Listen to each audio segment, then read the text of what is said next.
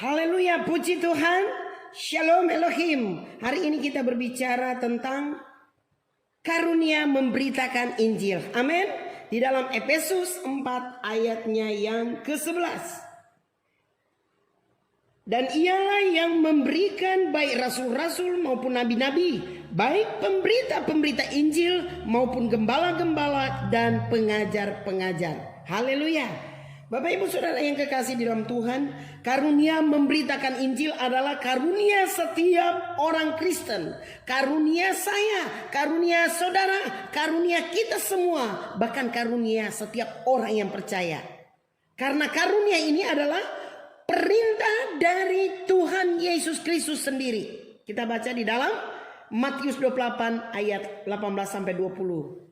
Itulah visi dan misi GPDI Damai Sejahtera. Oleh sebab itu, mari kita berlomba-lomba dimanapun, kapanpun, situasi apapun. Mari kita lakukan, yaitu perintah dari Tuhan Yesus Kristus. Haleluya.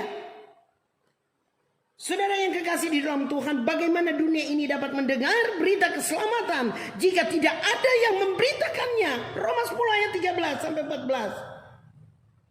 Dan jika kita tidak memberitakan Injil, maka Allah akan meminta pertanggungjawaban kepada saya dan saudara, kepada kita semua. Kebinasaan dunia ini dari kita. Amin. Allah akan meminta pertanggungjawaban kebinasaan dunia ini dari kita. Setiap kita yang sudah mengerti, yang sudah percaya, sudah mengikut Yesus, kita harus pikul salib. Dan kita harus taat dan setia sampai akhir, menutup mata. Amin. Bapak Ibu Saudara yang kekasih di dalam Tuhan, dunia saat ini di akhir zaman, saat pandemik sedang menanti. Saya dan saudara sedang menanti, kita semua sedang menanti anak-anak Tuhan, sedang menanti orang-orang percaya kepada Tuhan untuk membagikan berita baik tentang Yesus Kristus Tuhan. Dia adalah raja di atas segala raja. Dia adalah jalan kebenaran dan hidup. Amin. Bapak Ibu Saudara yang kekasih, mari kita harus belajar. Siapapun kita harus belajar tentang karunia memberitakan Injil. Saudara yang kekasih, pertama yaitu pendidikan khusus seorang penginjil. Atau saudara, kualifikasi rohani. Yohanes 3 ayat 3. Syaratnya yang telah dilahirkan kembali. Amin. 2 Timotius 1 ayat 12. Tuhan Yesus begitu nyata dalam hidupnya.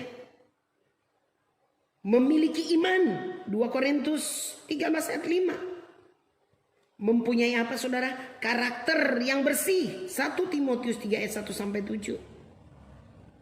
Filipi 2 ayat 3. Seorang yang rendah hati.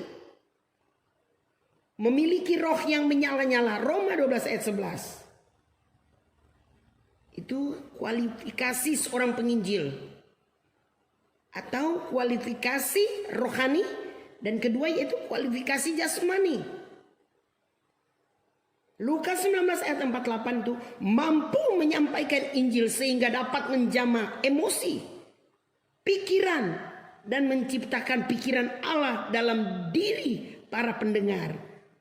Atau dengan kata lain, kita mampu berbicara sesederhana mungkin, tetapi dia mampu, Roh Kudus yang akan menyelesaikan kepada yang mendengar.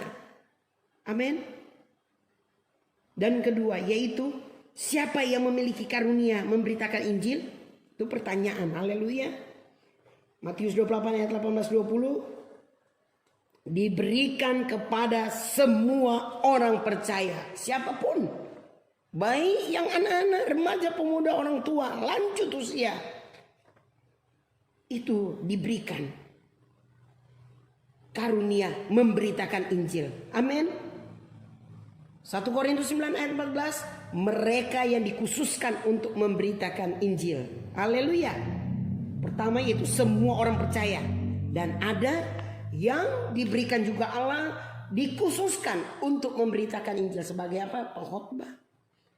Sebagai apa saudara? Di mana-mana pun Tetapi bagi saya dan saudara, kita semua dikatakan dalam Matius 18 ayat 20, pertanyaannya, siapa yang memiliki karunia memberitakan Injil? Yaitu semua orang, tidak ada yang terkecuali. Oleh sebab itu mari kita berlomba-lomba menceritakan kasih Tuhan, menceritakan kebaikan Tuhan, agar supaya banyak jiwa yang diselamatkan. Dan bagian kita itu, kita sudah menceritakan. Itu artinya karunia memberitakan Injil. Haleluya. Puji Tuhan, Tuhan Yesus memberkati. Shalom Elohim.